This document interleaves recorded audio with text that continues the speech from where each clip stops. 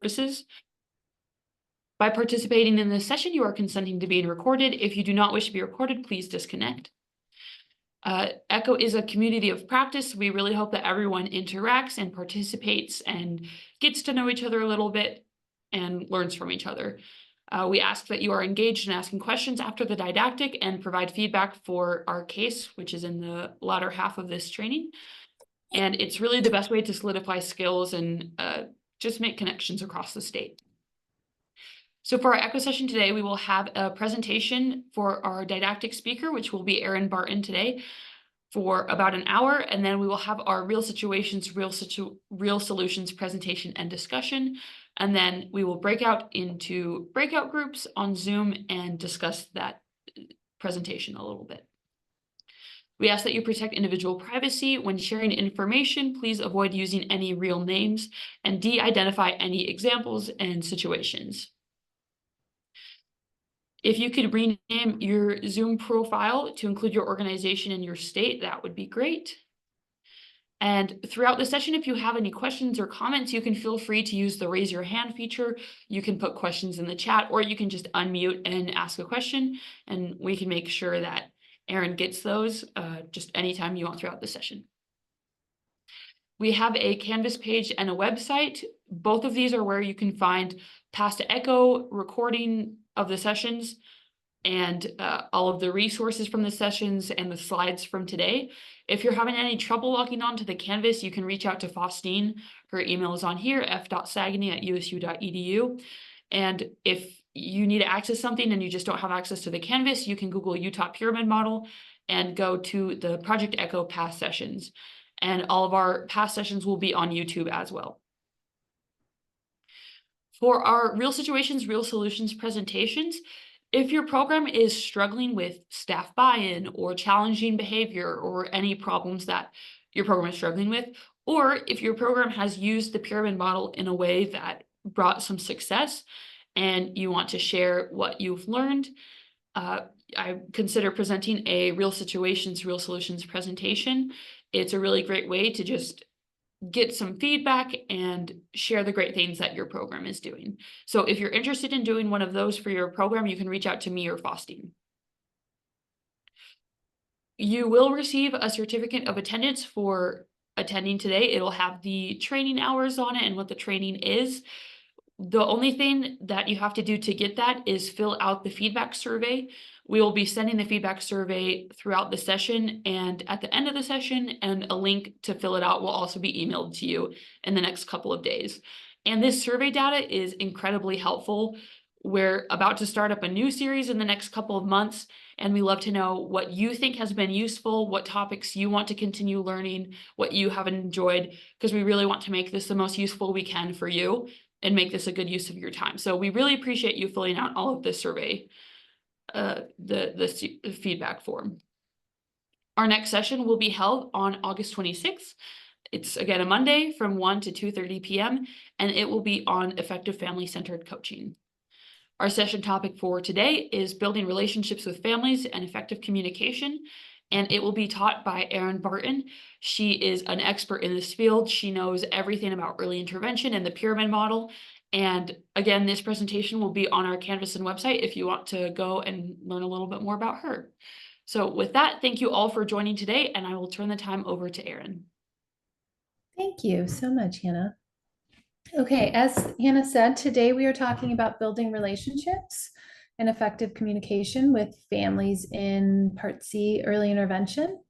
And I just want to say before we really dive into the material that I would love for this to be as interactive as it can be. So please feel free to raise your hand, use the chat, or even unmute yourself if you have questions or thoughts.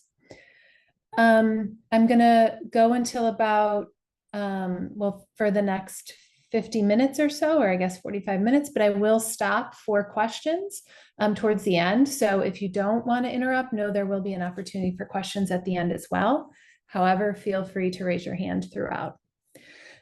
We talked about this last time, which, good grief, was beginning of June at this point, so over a month ago. I hope everybody has had a wonderful summer and has a good summer. Yeah, and I hope everybody's staying cool. I know there's a big heat wave across the country, so I hope you are all staying cool and well. This is the pyramid model.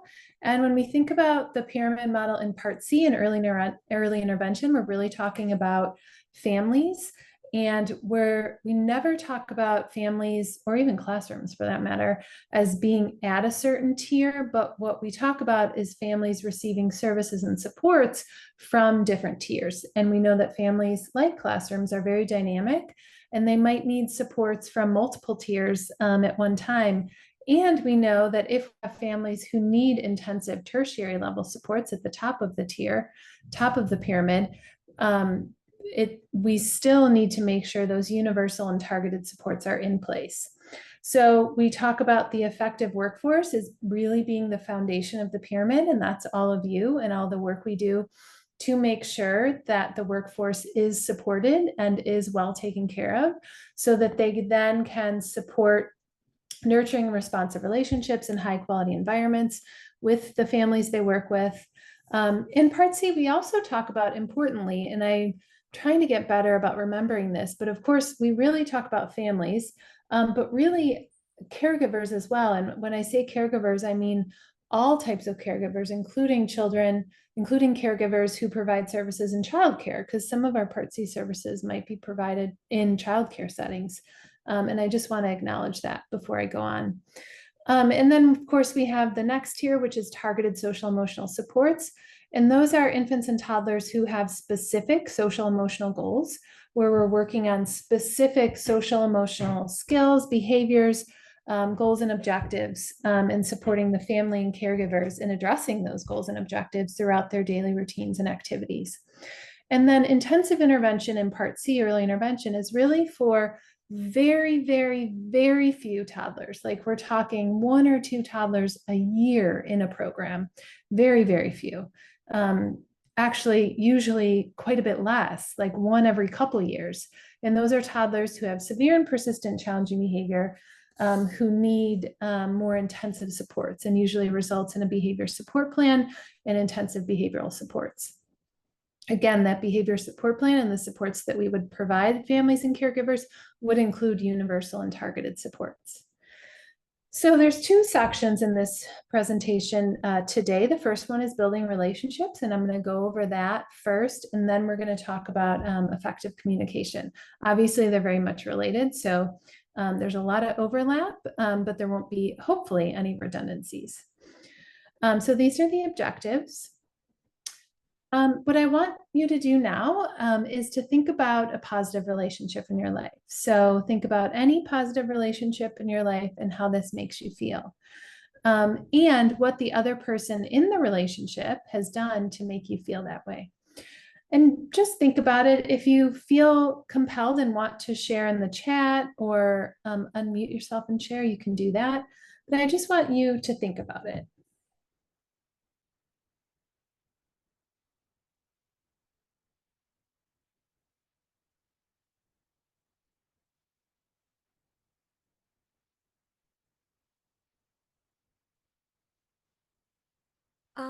It could be make me feel secured, Mhm. and the other person in the relationship, like listening. The second answer is like the person listens. Yeah, I love that. Makes you feel secure, maybe also safe, and the person listens. Yeah.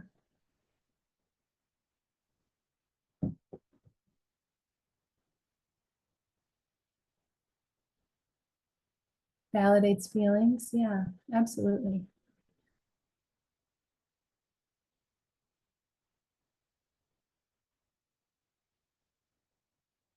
Withholds judgment. Yeah.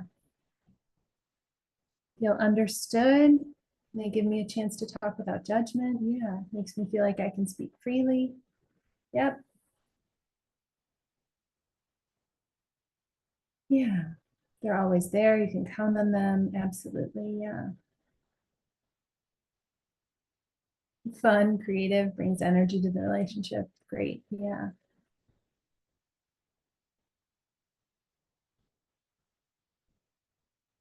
Honest feedback, best interest at heart, wants me to succeed. Yeah, I love that.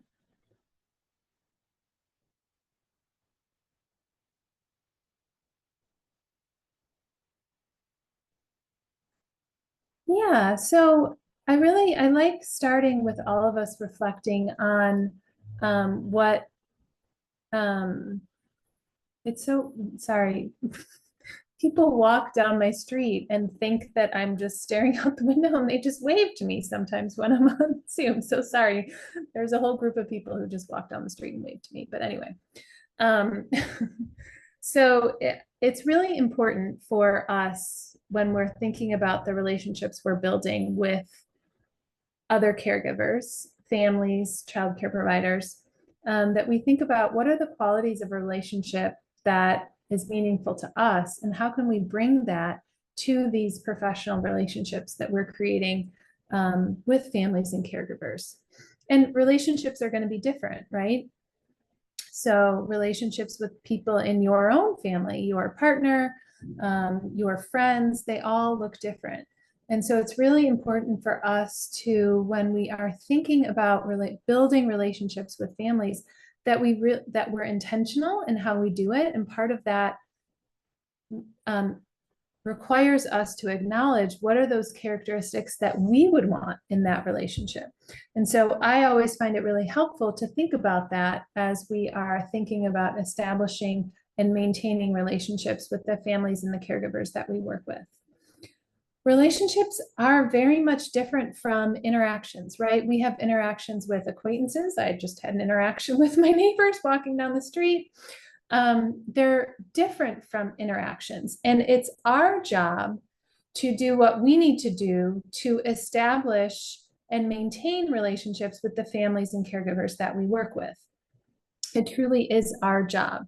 It's our job to create that collaborative partnership that is the relationship with families and caregivers. And so we need to acknowledge that relationships have emotional connections. There is an emotional connection. Just even though it's a professional relationship, there absolutely is an important and meaningful emotional connection. Also, relationships endure over time, and it's our job as caregivers, as providers, to maintain that relationship with caregivers over time. They also have very special meaning between two people. It might be a different meaning, like as the provider, your relationship and the meaning might be different than the family and the caregiver's relationship with you, but that's okay. You're in two different roles, right?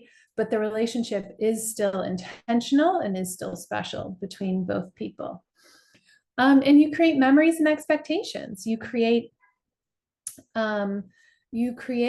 through interactions, you create memories, you create expectations, and you create intentional interactions that have meaning and endure over time. This is a quote that I share often.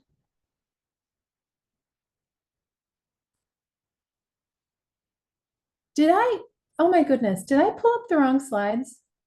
Are these the ones that I did last time? Oh my goodness, Hannah. They are, right? Oh my goodness, I'm so sorry. Good grief. I'm like talking and I'm like, wait, these are the wrong slides. I did these last time. I have the ones from session 2 coming up right now. I'm so sorry. I mean, not bad to review, right? Absolutely. We were testing and I just pulled it up quickly to test everything. And I think I just pulled up the wrong ones kind of quickly. Let me pull them up, session 2. Sorry.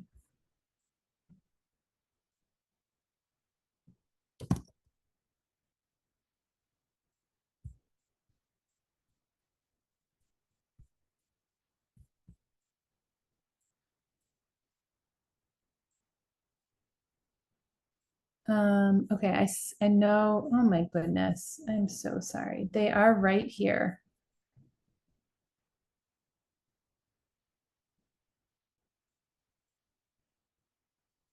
Oh no, this is right. Yeah, I'm sorry. These are correct. I think it was just a couple weeks ago when I did these, but these are correct. This is session 2. That's the session we're on, correct? Yes, okay. These Yes, are yeah. correct. I'm sorry, everybody. Okay, here we go. Back to where we were. Okay, so this is a quote from a while ago, but this is a quote about the relationship between the family and the provider. And I want you all to read it. And I want you all to reflect on what this means for you and what this means for you as a provider, and reflect on how that might be different from the family. I'll give you several moments to read this.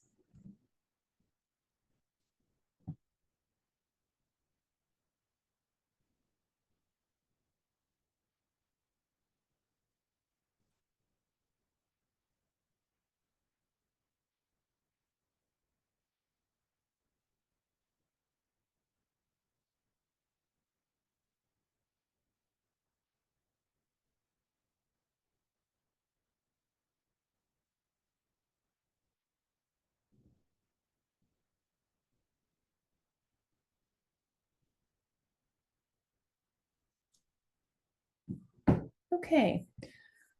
What does this mean to you?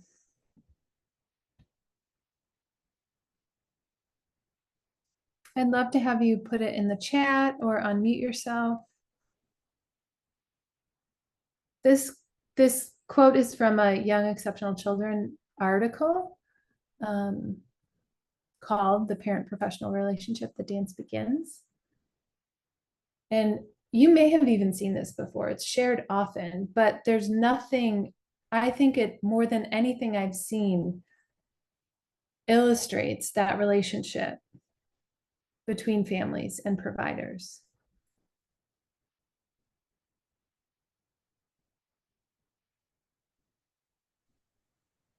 Hey, Erin. Mm-hmm. So I've been in a unique situation where I have had children in early intervention, and I work in early intervention myself. And so I've seen this, when my oldest son, he's now 7, Mm-hmm. when we were first getting going with him, it was a little bit hard because nobody wants to think that their child is delayed or having issues.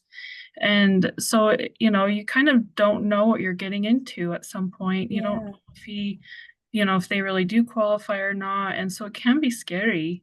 Yeah. And so working in professionally, kind of knowing that a little bit has helped me. But, it's kind of, you do have to do a lot of reassuring of the parents, of letting them know that it's okay.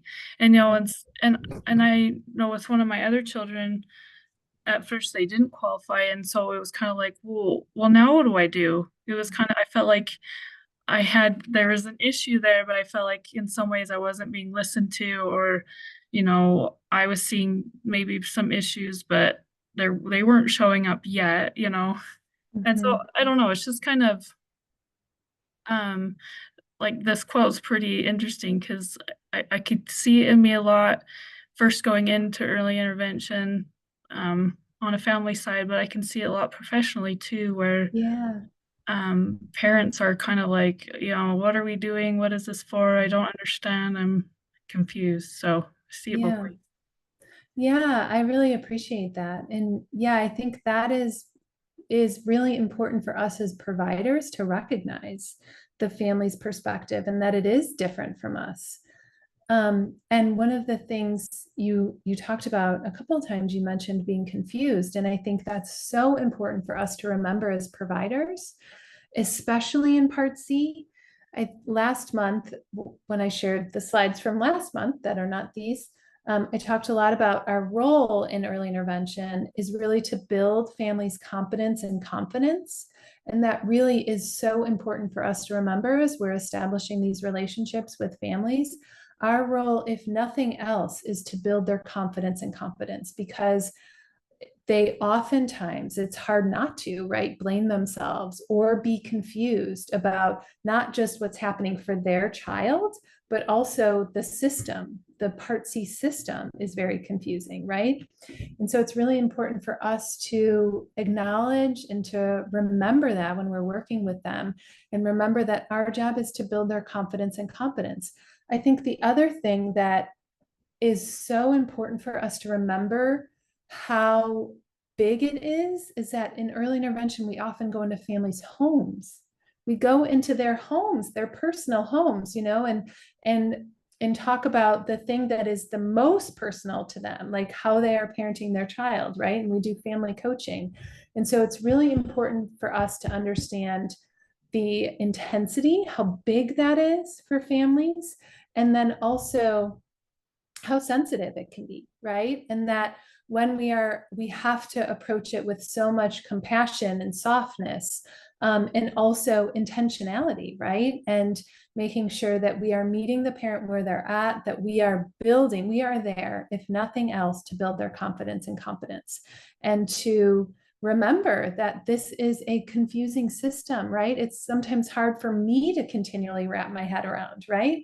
Let alone families.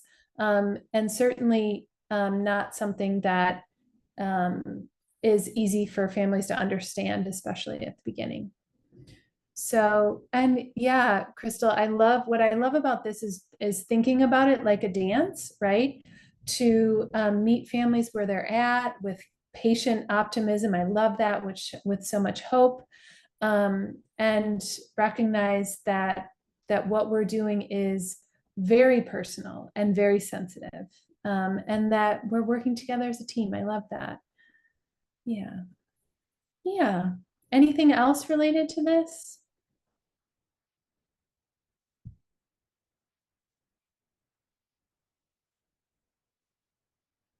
I share anytime really you see me present around early intervention, I share that quote because I think it's so important for us to remember and to come back to.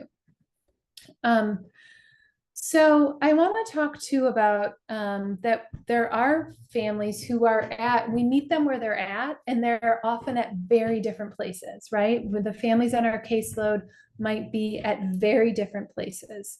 And so there might be families who are reluctant, ambivalent, and unwilling, right? Just unwilling to participate in this process. And it's important for us to recognize that that's a valid perspective, that they, didn't ask for this. And so what are some things we might do? What are some reasons families might feel reluctant or ambivalent? And what I really want to get into here is not just what are some reasons, but also how might you use that information, this last question, to then support families, to build a relationship with families? What have you done in your own practice? You can unmute or put it in the chat.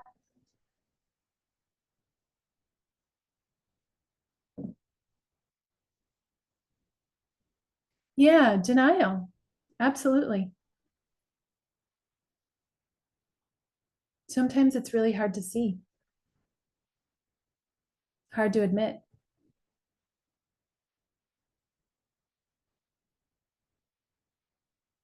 Yeah, absolutely be a good listener. Absolutely be a good listener.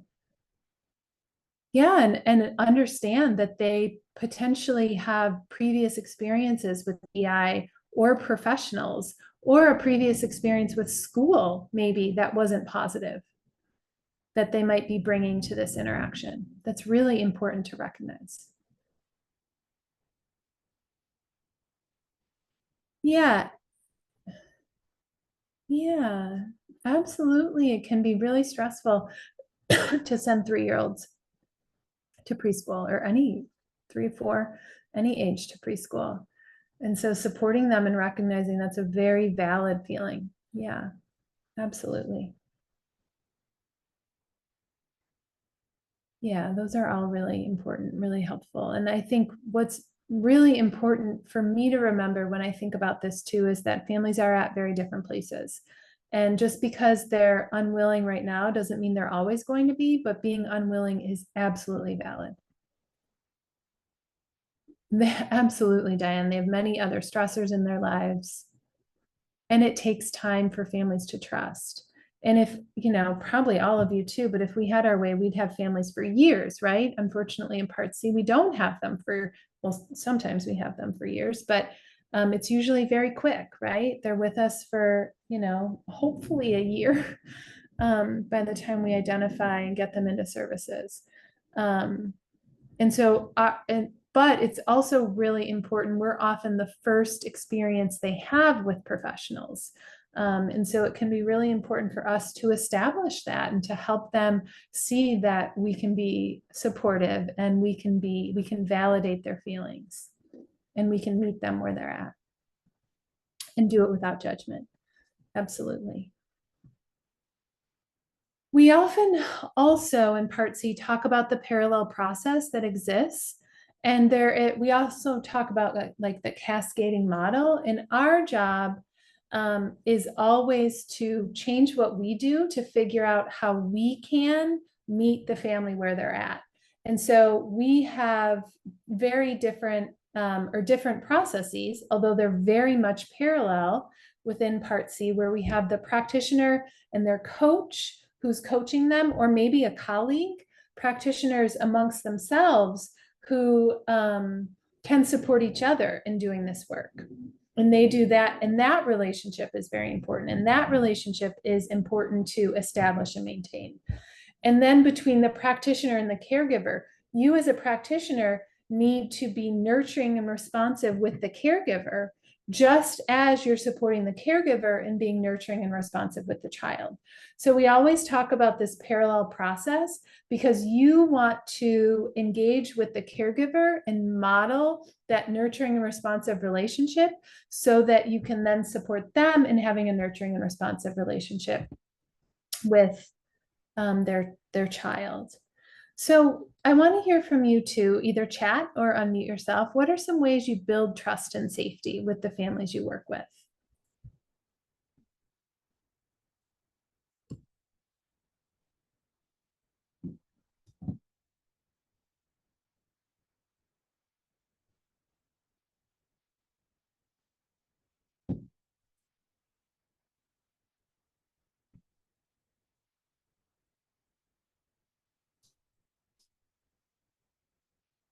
Oh, transparency, right? Honesty and kindness. Yeah, I love that, Tiffany. Yeah, making their child feel comfortable, showing that you are somebody who's trustworthy, who loves their child, has an interest in their child. Yeah, playing with the child's really important.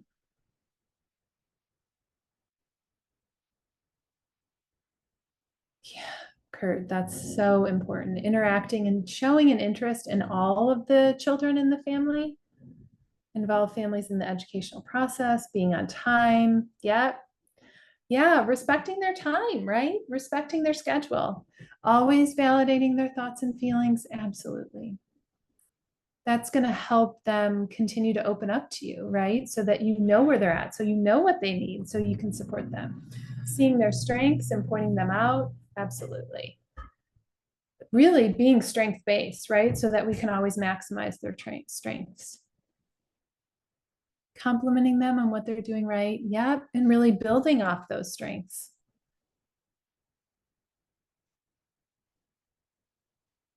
Yeah. And as the professional, it's up to you to do all these things and continually do all these things, regardless of what the family's doing, so that you can meet the family where they're at. Yeah, absolutely.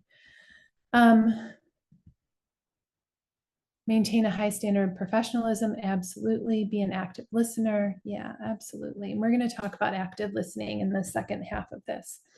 Building relationships is critically important because it increases the likelihood that the family's going to open up to you, that you're going to learn about the family's needs, resources, strengths, and goals. And it takes time. It takes time for this to happen. And it takes you being a really intentional observer, not just listener, but good observer. So you're listening and watching to make sure that you are picking up on what they need and their cues. These are some other considerations that we talk about. Self-awareness. I mean, self-awareness is critically important as a professional in this field. You need to be aware of what your assumptions are, what your values are. And you know, I think I mentioned this last time, but we often used to say, leave your values and assumptions and triggers at the door.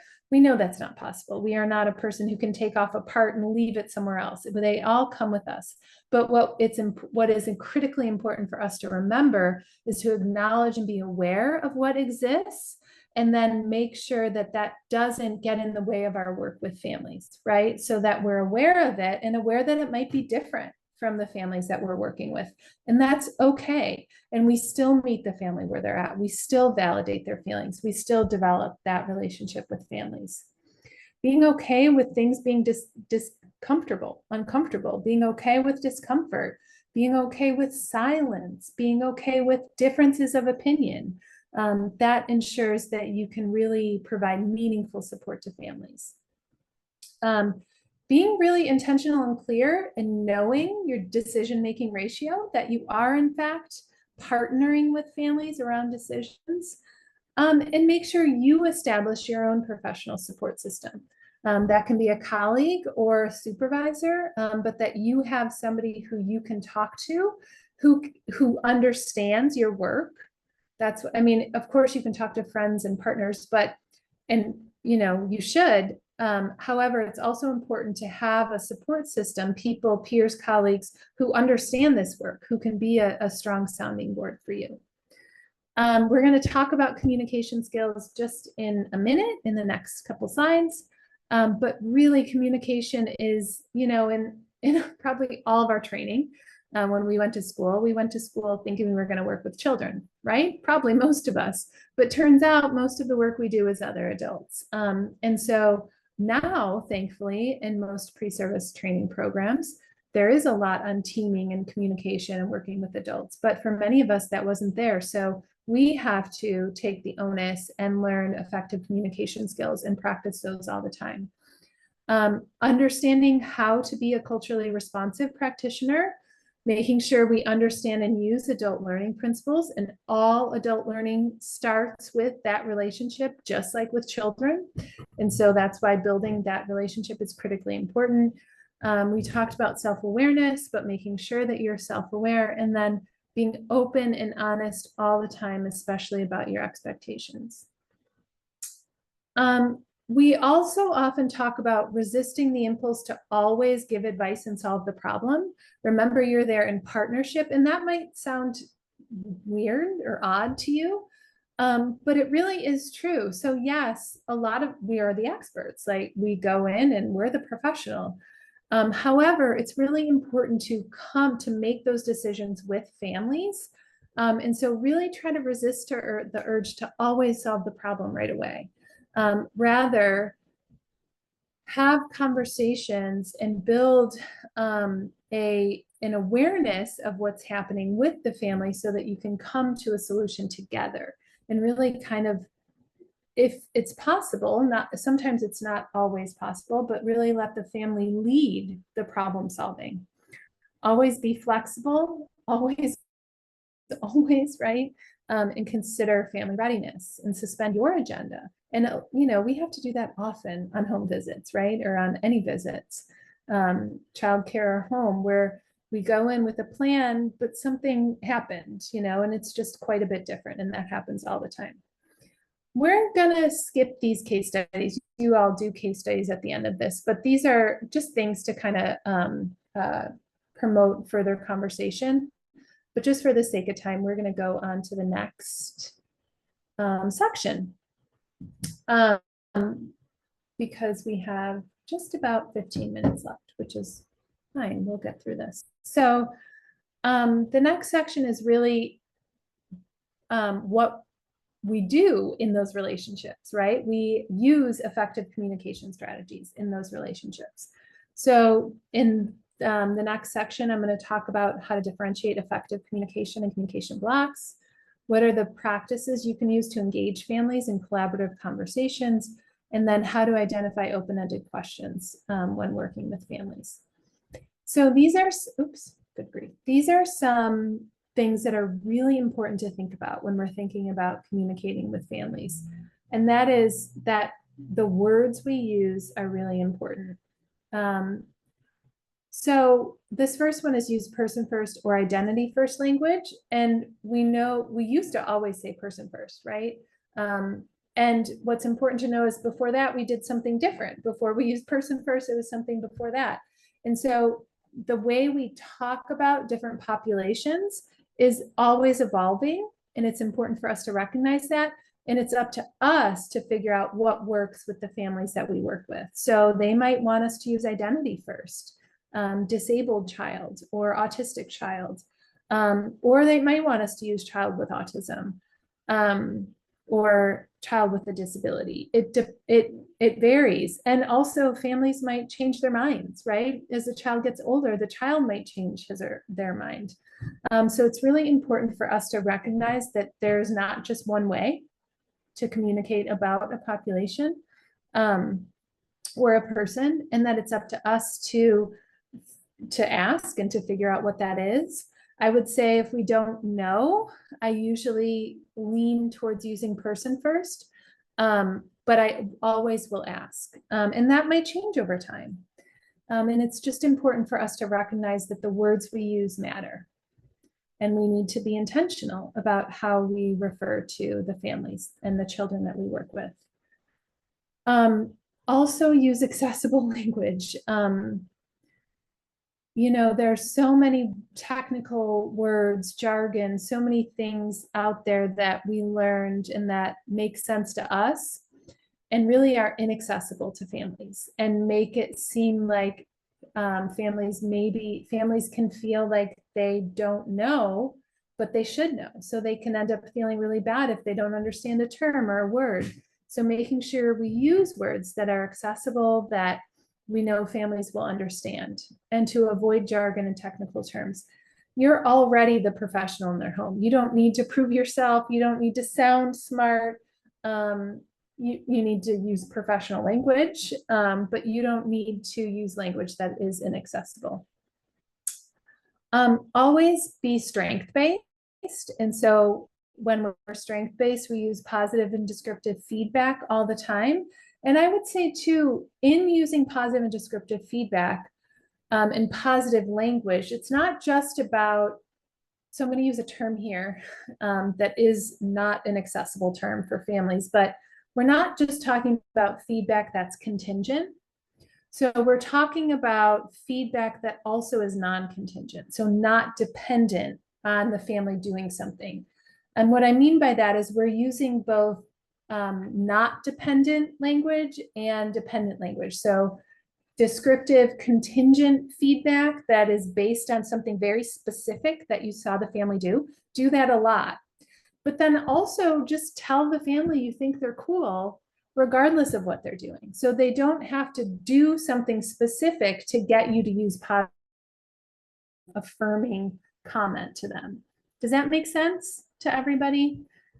We often talk about positive descriptive feedback, and I don't want you to think that I don't want you to do that. I do want you to do that all the time, but I also want you to know, and I know we all do this, but it's important for us to be intentional about it too, that we are using comments and language that are positive, regardless of what's happening in the environment. Like the family doesn't have to, the caregiver doesn't have to do something for us to give them a positive comment.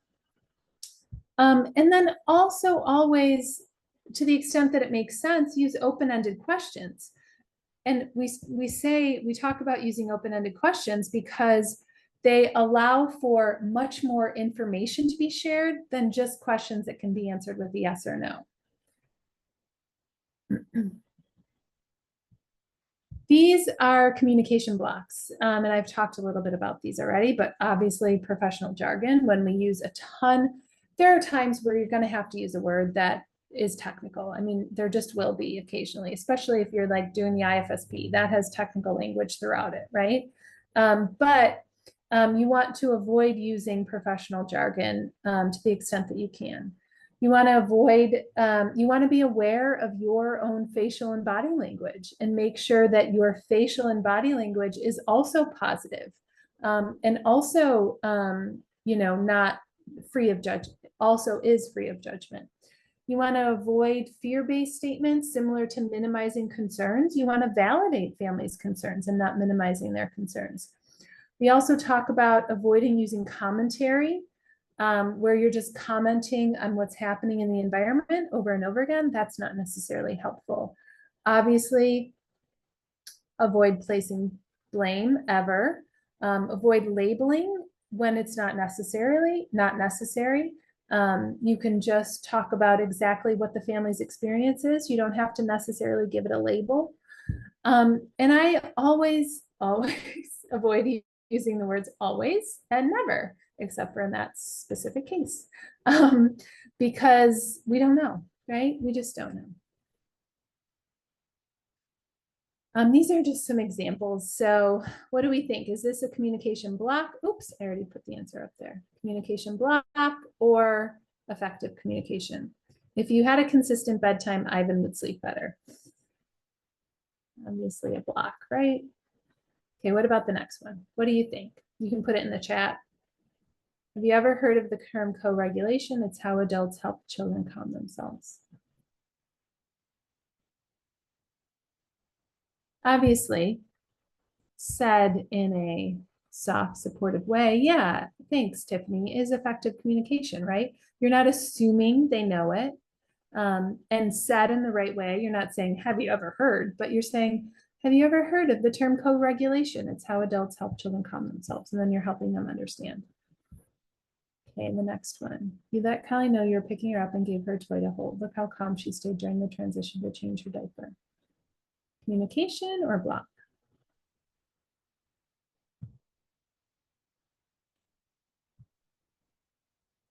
Yep. Yeah, communication, good. You never seem to notice when Jeremy is asking to play. Block. Yep, block. There's one more. I wouldn't worry. My son didn't start speaking until he was 24 months. Yeah, block. That's minimizing concerns, right? Not really validating that they're concerned.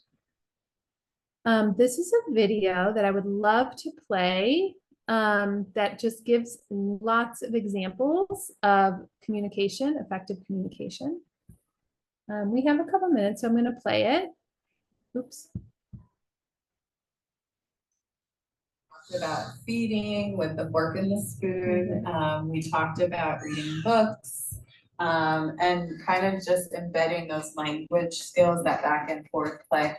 And from what I saw today, I mean, how do you feel about it? I feel like it's going really well.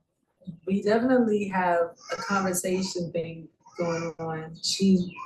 Like I was saying before, I realized just because she's young doesn't mean that she can't follow reason and thought and stuff like that. The other day I was like, no, we're not gonna give you another bottle until you finish what's on your plate first. Because, so she understood that. When she did, she just ate what was left on her plate, So yes, the wording, I mean, us talking back and forth, that's good. Also making sense of the little tantrums, which is at this age right now. So that's been interesting.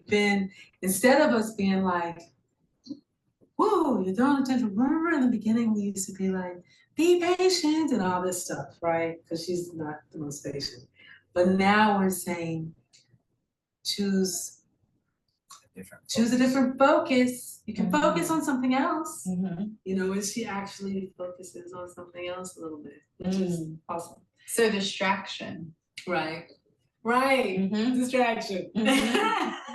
That's the word that they use probably. Yeah. That is something you can do when you see a challenging behavior starting. You can try to bring her focus back. What I was going to say before in terms of when you were talking about the back and forth language, I noticed you do a really good job of telling her what's coming, and you just talk very naturally with her, and that's great. So things like letting her know what's happening and what's coming, that's going to help her to feel safe you have safe. And so those are things that are going to help with the behavior. So I think I'm hearing that you're starting to experience some challenging behaviors. How has that been going for you? How's that been going for you, Dad? You're the one that like is a little more flustered than me sometimes. Yeah, at the beginning, I didn't really know what to do, express yourself. But at the same time, I don't want to open the space to where she's like, oh, this is how I'm supposed to communicate. And I'm gonna do this until I get my way. So I just kind of looked at her and she threw a tantrum and fell on the floor. And the only thing I could think to say was, go to bed. But then I was like, within the bed becomes a prison. So it was just like, what do you do? So trying to talk to her kind of works. I think you kind of have to be organic because I truly don't really have To talk to her, what types of things have you tried saying? I'll ask her what's going on. I ask her what's wrong. I'll ask if she needs something. I'll usually lead with, it's good to be patient. Not that I'm at this point like expecting her to be like, oh, home and be patient. But that's more like a subconscious thing as we get older. But then I'll say something that I think she can associate with, kind of calm it down. And I try to give her what she's asking for after she's tried to communicate. Even if it's not like completely clear, if I feel like she's made some effort to say something and I can kind of make it out, then I'll be like, okay, here you go. Because I don't want to, all I'm trying to do is not traumatize her while simultaneously not condoning it and encouraging her to communicate, if that makes sense. And how's it been working? Pretty good, for the most part. So what did you see? That's Ashley, my colleague, who's wonderful. I love watching videos of her. What did you see her do there? What effective communication strategies did you see her do and use?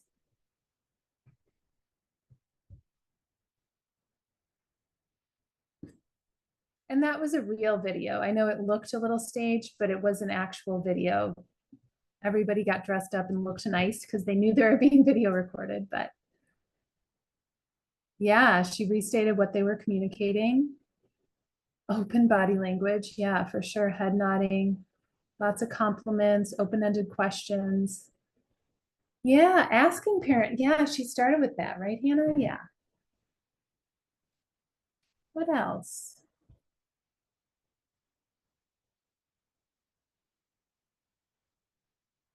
She used all these strategies, like her body language is open, her open-ended communication. She followed their lead. Yeah, and she didn't start with advice, right? And they were talking about challenging behavior. So trust me, Ashley has lots of like advice she could have shared, right? And over time she did, but she did it through this collaborative conversation, right? Where she helped the family, the parents, figure out what was going to work for them, which in the end is always going to be way more beneficial for them and more aligned with what actually works for the family when you come to that collaboration and come to that solutions collaboratively. And so she really used collaborative conversation with them, which really helped guide them in making decisions rather than making decisions for them, which really are about seeking permission and gaining information. And that's kind of what Ashley did. She didn't ask this specifically, but she started talking about challenging behavior, then asked for thoughts on it. I'm not going to do that. And what she used also throughout that video was what we call active listening, where she's hearing, empathizing, analyzing, and thinking about what they're saying, and then responding. And so I really like thinking about listening because it can seem so passive, right? You're just listening, the other person's talking. But it really is quite active. You're actually listening to what they're saying, analyzing it, and then responding in a way that validates their feelings and helps you come to a collaborative solution. And these are some examples of phrases you might use. These are some examples of open-ended questions. You all have these slides, so I know I'm going through this part a little quickly, but you have the slides. These are open-ended questions, many of which are similar to what Ashley talked about. Also asking open-ended questions about all of these things, especially as you're getting to know the family, might be really important. And we're gonna just finish this up because we're running towards the end of our time. But these are some other important tips. So actively listen, respond with acceptance and empathy, validate, provide feedback that is validating them, and then really affirming their strengths. So we don't need to do the case study. You all are going to do a case study in a second, but I do want to open it up before I end my part of your call with opportunities for you all to ask questions, comments, concerns. You can unmute yourself, put it in the chat.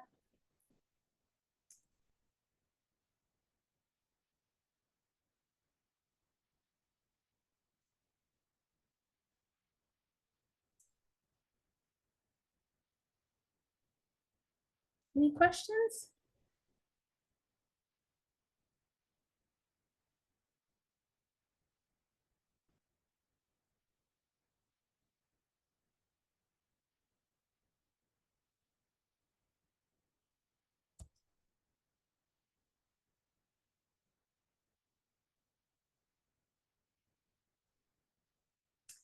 Well, I waited more than 7 seconds.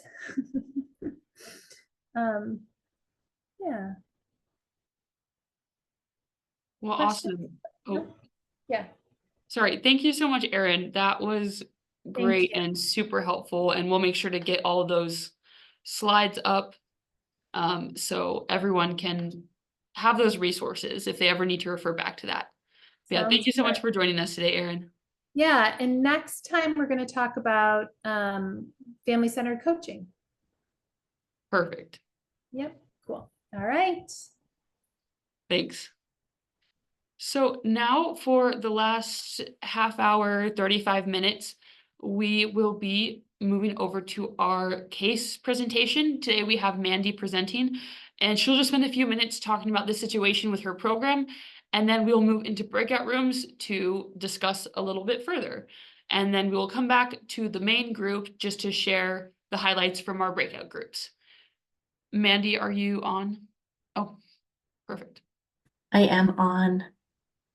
Let me share my screen.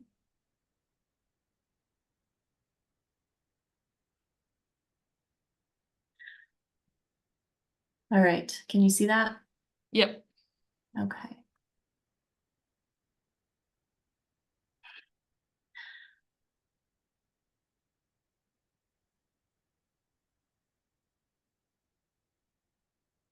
Okay, so I'm Mandy. I am with Davis Early Intervention, and I don't think you want to know all about me, but I have been in early intervention for almost 30 years. I started out as a speech therapist, and for about the last 11 and a half years, 12 and a half years, I have been the coordinator. And the topic I'm going to talk about is just the development of the pyramid model leadership team. So as we were starting and filling out the benchmarks of quality, the first element on there is to create a leadership team and to include a parent. And I'm not an outgoing person, and I'm not one to usually ask for help or to ask other people to step in and do things. So that was a really hard concept for me to come up with a parent and ask them to participate in something that was going to take some of their time and effort. But with my external coach and her prompting, and we decided to move forward.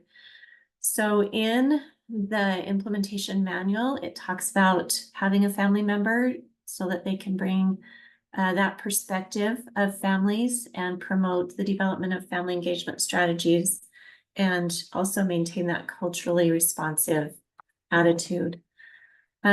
Some of the barriers that we faced, we just needed to identify a parent who would be a good asset to our team. would be able to participate for an extended period of time, possibly even after their child turned 3 and left our program. We wanted them to be able to attend the monthly meetings of our leadership team. And we wanted someone who would be willing to speak up and share their perspective and ideas to increase our understanding and just help make the pyramid model more valid for our families in the way that we presented it. So we did give our parent participant access to the pyramid model modules so that she could provide input from the trainings from a family point of view. Some of her suggestions have really helped us set goals and figure out how to involve the families in our pyramid model elements as we present them. She recommended that we create a one-page introduction to the pyramid model for parents, so as they come into our program, they understand that we are focusing on behaviors and helping, and that we have evidence behind the processes that we're using. She also suggested that we have a one-page letter for families exiting our program so that they have information to take on with them. She shares the impact of the information from a family point of view. In fact, the quote that Erin shared earlier about the beginning of the dance is in module 1 of the pyramid model. And I remember her bringing that up and just saying that really struck her, because it's not something that parents choose.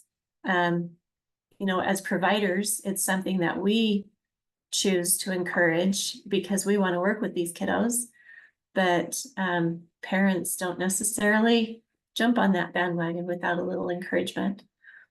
She also reminded us that while there is a cultural push for neurodiverse affirming care for those with autism or sensory disabilities and understanding behavior, we still need to see the child as a child and not as a behavior problem. This is one of the things that she created for her son, and she gave me permission to share this. So she created this when she was attending a DSPD legislative event to introduce her son. And this really struck me that, she is creating a way for everyone to get to know Joyce and to see him as a child without focusing on the struggles that he has or that his behaviors create. And this is something our program, Davis, is going to create a template for this and encourage all of our providers at their last visit to help families put together something all about their child so that they have that tool to take on to preschool or to whatever comes next for them. And they have a way to introduce their child and also to look at the positives and see what a wonderful little human that they have that they get to enjoy. And that's just been a great thing that our parent participant brought to us. So the questions for the breakout that I'm suggesting you discuss are: what benefits do you see for including a parent on the leadership team? Are there suggestions or feedback from the breakout team, mainly like to overcome the barriers in finding a parent? And what considerations should be taken into account in selecting a parent to participate? Awesome. Thank you so much, Mandy. So we will move over into breakout rooms. In group 1, if group 1, you could take the first question, that's Betsy and Aubrey's group, just talking about benefits of having a parent. Group 2, which is Janet, if you could discuss what suggestions do you have for finding a parent. Group we'll have Sue and Kurt, if you could take What considerations should be taken in account to selecting a parent to participate? And then Mandy's group and Debbie's group, you can discuss any of these questions. I mean, you all can discuss any of them, but if you just start with that first question. And we're just gonna go. We ask that you turn on your cameras. We really want everyone to participate and just share their thoughts. And we will go ahead and go into breakout groups.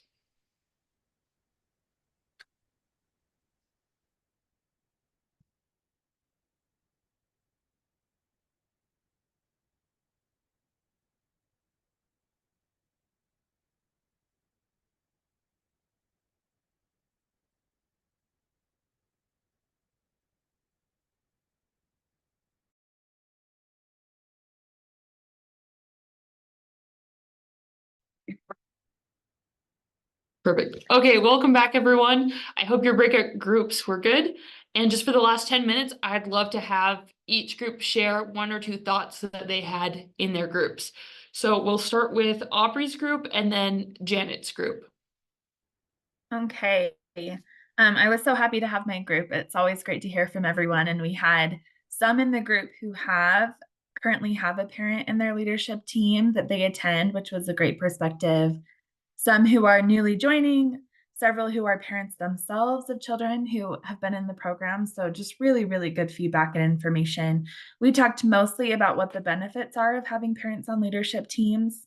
And a few of the things that kind of kept coming up were just that they have a different perspective and a different lens to share, that sometimes there are blind spot as a provider that can be really beneficial in helping us remind us of things like jargony things that we're using. I thought it was a good point shared that they're reminding us of jargon phrases for 2 reasons. Number one, if they don't understand, to let us know they don't understand, but also sometimes to remind us that that's not really important to them, that they don't really care about our jargon word, that it really just needs to be applicable to the problem at hand and how we can support the needs that they have and the needs that their children have.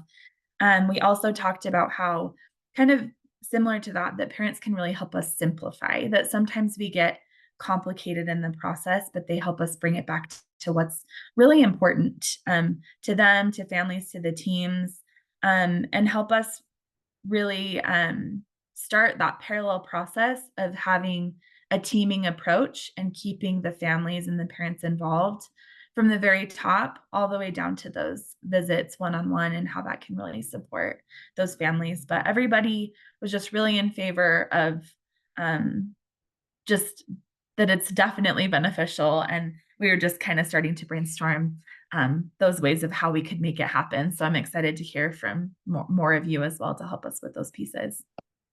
Awesome. Thanks, Aubrey. And then we'll have Janet's group, and then after that will be Mandy and Betsy's group.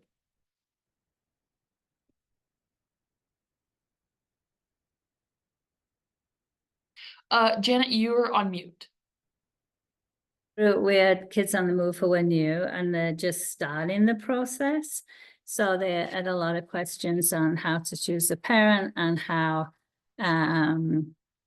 to, when they would be doing that. And the answer is the external coach will be helping them with doing that. But Crystal from Root for Kids has a parent on the team and was able to share. It's not just things like, jargon or those things, but really the parent, especially if they're going through the module, they feel part of the team then. They really feel strong and know what's being talked about and understand what's being talked about. The parent came up with some really a good process for helping all the providers know what was being worked on and to remind the parent what was being worked on with the child in the home. So that was something the providers, a very simple thing, but the providers would not have thought about it maybe.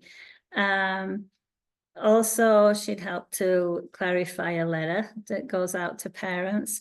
But one thing came up, which I think is a really good point, is that for external coaches is to review some of the material and help the programs with roles and responsibilities on the leadership team. There is the leadership implementation handbook, the and there is a section there on the leadership team, but it doesn't really give job descriptions. So that might be a good thing to think about, to have as a resource for programs just starting out, to have that developed. So I think that was it. Yeah, those are some great insights. Thank you, Janet. And then Mandy and Betsy's group, after that will be Sue and Kurt, and then Debbie. Well, ours was about the benefits of having a parent.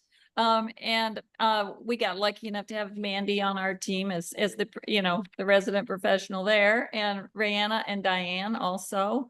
And just, we talked about, parents bringing that perspective, and knowing what the way that we can empower parents.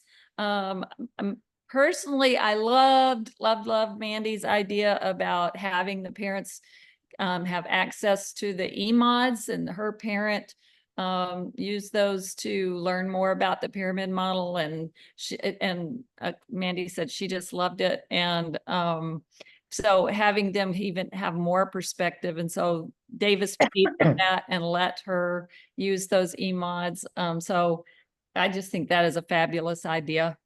And just how to get them. And, Mandy was like, the practitioners know who the parents are that are going to follow through. So having the practitioners. So that's what we came up with. Awesome. Yeah, and I love the whole having them do the e-module so they know, like, this is the principles behind why we're doing this, and just helping them learn a little bit more. Love that idea, Mandy. And then Sue and Kurt. Yeah, I took notes, so I'll speak here. Ours was considerations to be taken into account. We talked about people that could be flexible, that could express their feelings well. We talked about seasoned versus new parents, and feel there's a place for both. Seasoned parents maybe have the experience, but new parents have different ideas. And even more than seasoned versus new parents, it could be young parents versus older parents. Younger parents they're more in touch with what the younger generation is wanting to do. I mean, when we talk about sending information, I send emails, and nobody looks at emails that's under 35 years old. They all text or Instagram. So looking at different ways to be able to have those parents communicate. We also talked about how to support parents who want to participate, looking at a variety of ways for these to happen. A lot of times we do in-person meetings, but could we do it on Zoom? And if they couldn't be there on Zoom, could we record it and have them respond and give us feedback on the meetings if they couldn't be there during the time? Because I know a lot of times parents are just super busy. Looking at times of day, nighttime versus daytime. Sometimes we think parents are so busy during the day, we try to do things in the evening, but a lot of times that evening time is tough, getting kids to bed and getting homework done. And sometimes the middle of the day when kids are napping might be an easier time. And then one of the great responses Jennifer shared was involving dads. I think sometimes we automatically go to moms. I think there's probably dads out there that might have a lunch break that might want to be involved. So not forgetting about the dads being involved and bringing that unique perspective that may be different than what the moms might bring. So those are some things we came up with. I love talking about all the different perspectives you can try to include versus dads and moms and different ages and all that. And that's a really interesting thought of having them give feedback on a recorded session. Even if we can't get someone there in person, we can make something work to include parents still. I love that. And then Debbie. I don't think that we have anything new, do we, Sam or Karen? I'm not sure if we have anything new to add, but we did talk about just similar things about having a family. There's a family that maybe is on their way out of early intervention, that knows the background, knows everything, that they would be a great addition to a team, or that brand new parent that brings a new perspective, to the team as well. But we just, we said, just having them be an active member, being engaged and involved would create a rich experience. But we want somebody that, feels comfortable and knows early intervention enough to feel like they can contribute. And I think that's a big thing is, that they've had enough successes with the program that they're able to share, or, something that hasn't gone well, that they could share with new ideas on how that could have been done better in their care, that kind of thing. But I don't know that we have a whole lot of new things to say. Sam or Karen, do you have anything else to add? Okay. Good discussions, though. We had a good discussion, just nothing real new to add. Yeah, absolutely. Well, thank you all for joining today and for participating in our breakout groups. I hope your discussions were great. It sounded like a lot of awesome discussions were going on. Just a reminder, if you were one of the hub members, to take notes, if you could send that to Faustine, her email is in the chat. And just a reminder, please fill out the feedback survey. We really appreciate it. And we want to know what you're thinking of all of these ECHO sessions. Our next session will be August 26th, and have a great day.